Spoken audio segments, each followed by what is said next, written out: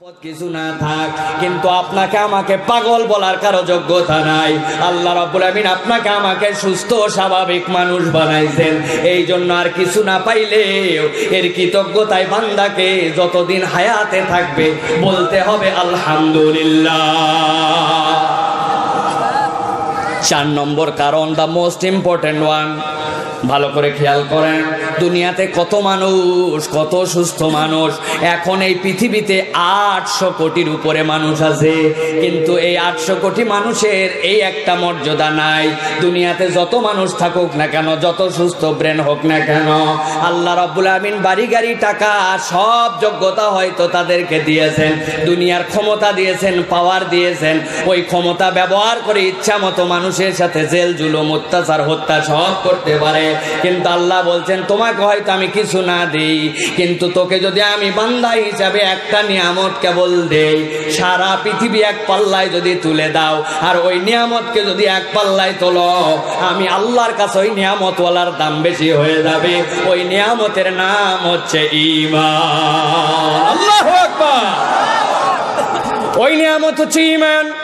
আল্লাহ আপনাকে বাড়ি দেয় নাই, গাড়ি দেয় নাই, নারী দেয় নাই, টাকা দেয় নাই, পয়সা দেয় না, দেখতে খারাপ, চোখ বেঁকা, দাঁত টেরা, ইচ্ছা মতো চেহারাওয়ালা, কিন্তু তাতে কিচ্ছু যায় আসে না। আল্লাহ আপনাকে আমাকে দৌলতে ঈমান যদি দান করে, এই ঈমানের থেকে দামি আপনার আমার কাছে কোনো নিয়ামত নাই। এটা আমরা কোনো চাহিদা, কোনো যোগ্যতা, কোনো রকম আবদার ছাড়া আল্লাহ রাব্বুল আমিন অটোমেটিক আপনাকে আমাকে মিলায়ে দিয়েছে। এই জন্য বান্দার কোনোদিন কিচ্ছু না পাইলেও এই নিয়ামতের কারণে আল্লাহর কৃতজ্ঞ থাকতে হবে। বান্দার মাথা সবসময় সিজদায় লুটাবে আর আল্লাহর জন্য বলবে আল্লাহর কিছু চাই না, এই ঈমান নিয়ে কবরে যেতে দিও, এই জন্য তোমার কৃতজ্ঞতায় আমি বলি আলহামদুলিল্লাহ।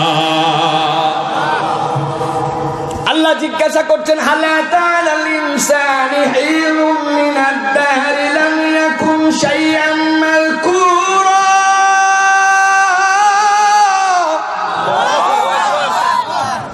বলো বান্দা, কোরআনের প্রথমে আয়াতটা দিলাম, বলো কিসের তোমার ফুটানি? তুমি কি আসলেও বলার মতো কিছু ছিলে নাকি? তোমার ওপরে এমন কোনো অবস্থা কি অতিক্রান্ত হয় নাই যেই সময় বান্দা তুই বলার মতো কিছুই ছিলি না? আমি আল্লাহ তোকে এই কথা বললাম, বান্দাকে বলতেই হবে ঠিক বলেছো আল্লাহ। 1 নম্বর আয়াত শেষ। এবার আসেন 2 নম্বর আয়াতের সংক্ষিপ্ত সময়, ভালো করে বোঝেন। আল্লাহ রাব্বুল আমিন 2য় আয়াতে কি বলছেন আগে প্রেক্ষাপটটা বোঝেন। দুনিয়ার মানুষের একটা ব্র্যান্ড ভ্যালু আছে, ব্র্যান্ডকে মানুষ পছন্দ করে, করে কিনা? অনেকেই বুঝেন না এখনো ব্র্যান্ড ভ্যালু মানে কি। দোস্ত, তোর পায়ের জুতাটা তো খুব দারুণ দেখা যাচ্ছে, কোন কোম্পানির? বলে ভালো লাগবে না, অ্যাপেক্সের জুতা, এটা ঠেলা আছে, বলে কিনা? দোস্ত তোরটাও তো আরো ভালো লাগতেছে। কই অ্যাপেক্স না হলেও পৃথিবীর সেরা কোম্পানিগুলার একটা কোম্পানি অক্ষয় বাটা কোম্পানির জুতা। ওরে বাবা, কই পাঞ্জাবিটা তো ভালো দেখা যাচ্ছে, লাগবে না কেন? এটা আরঙের পাঞ্জাবি, আর মানির পাঞ্জাবি, বলে কিনা? কোটিটা কোন ব্র্যান্ডের পড়ছো? বলে সুলতানের কোটি, এইটা সুলতান ব্র্যান্ডের কোটি। তার মানে বান্দারা যদি কোনো একটা ব্র্যান্ডের জিনিস ব্যবহার করে, যুবকরা বুঝবে, তাহলে তার মধ্যে একটু ফুটানি হয়, তার মধ্যে একটু ভাব হয়, তার মধ্যে নিজের একটা ভালো লাগা কাজ করে। কথা ঠিক কিনা? ওই টুপি পরছেন, হুজুর কোন দেশের? বলে এটা পাকিস্তানি, এটা মালয়েশিয়ান, এই টুপির এত দাম। সুতার টুপি, তাও 600 টাকা। বলছে হবে না, এটা আসছে কোন জায়গা থেকে? ইন্দোনেশিয়া। আমরাও বলি এইগুলি বুঝানোর জন্য বলতেছি, ভালো করে খেয়াল করেন। তার মানে ব্র্যান্ডের একটা ভ্যালু আছে, ব্র্যান্ড আমাদের কাছে আকর্ষণ সৃষ্টি করে। আল্লাহ বলছেন তুই তো কিছুই ছিলি না, বলার মতো কোনো অবস্থা নেই, ছিলি না। এবার দেখ তো আমি আল্লাহ তোকে কি দিয়া সৃষ্টি করলাম, কি দিয়া বানালাম, একটুখানি চিন্তা করে দেখ আর আমার কাছে উত্তর দে তো, কোন ব্র্যান্ড থেকে তোরা আসলি? তোর সৃষ্টি তত্ত্বের ব্র্যান্ডটা তোর জন্য কি ছিল একটু ভেবে দেখ। আল্লাহ বলছেন 2য় আয়াতে, ইন্না খালাকনাল ইনসানা মিন নুতফাতিন আমশাজ।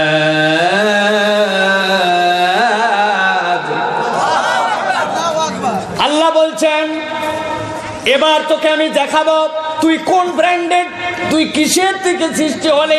আল্লাহ বলছেন ইন্না খলাকনাল ইনসানা মিন নুতফাতিন আমশাজ। আমি আল্লাহ তোমাকে কিসের থেকে সৃষ্টি করলাম বান্দা, ভালো করে খেয়াল করে শোনো।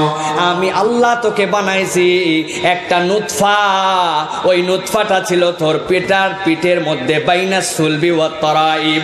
আর ওই নুতফাটা ছিল তোর মায়ের পেটের মধ্যে। তোর বাপ আর মা রাত্রেবেলা শুয়েছিল, ফজরের আযান হবে, হাইয়া আলাস সালাহ,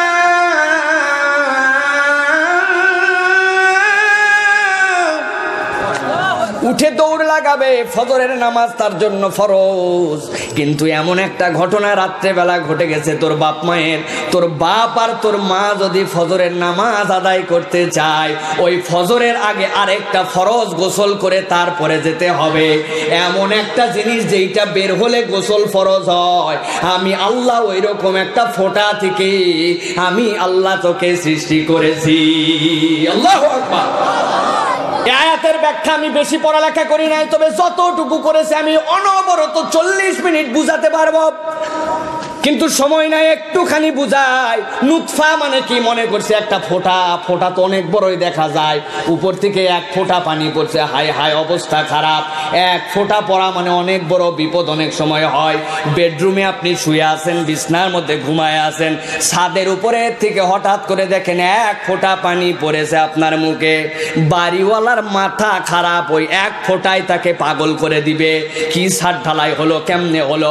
1 বছর হয় নাই বেডরুম ছাদ দিয়ে এক ফোঁটা পানি পড়ছে, তার মানে এক ফোঁটারও একটা ভ্যালু আছে। কথা কি বুঝতেছেন? এবার বিজ্ঞান কি বলতেছে নুতফার সংজ্ঞাটাকে একটু শোনেন তো। আমি আপনাদের কাছে বাংলা হিসাবে বুঝাই।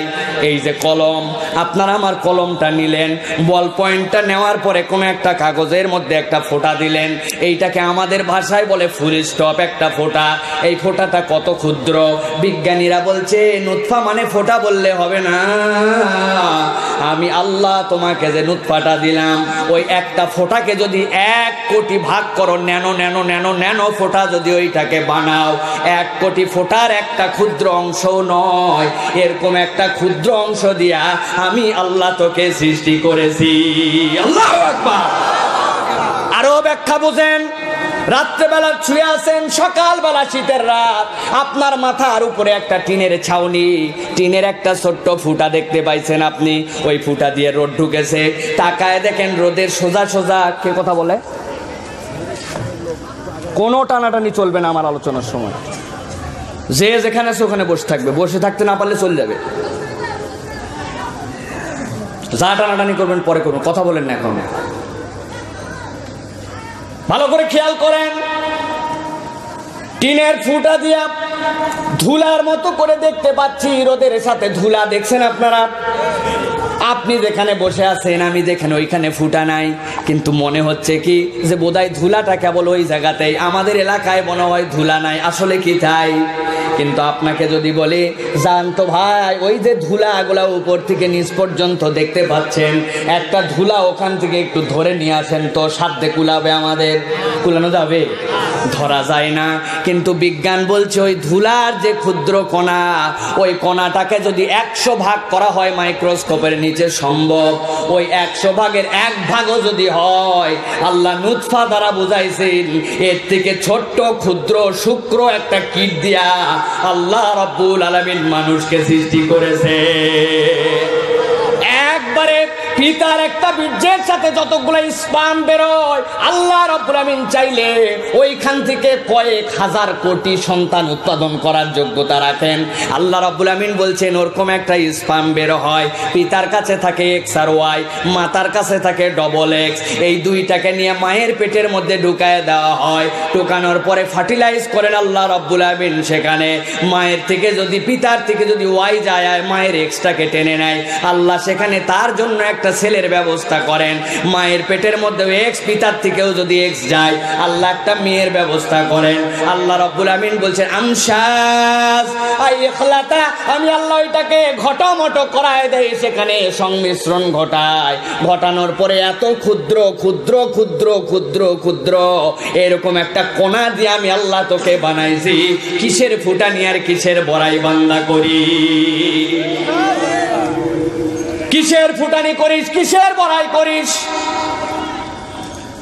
আমসাদের আরেকটুখানি ব্যাখ্যাটা একটু বোঝেন। আমরা তো বুঝতেছি দ্য ডেফিনেশন অফ ফার্টিলাইজ কেমন করে হয়, দুইটার মধ্যে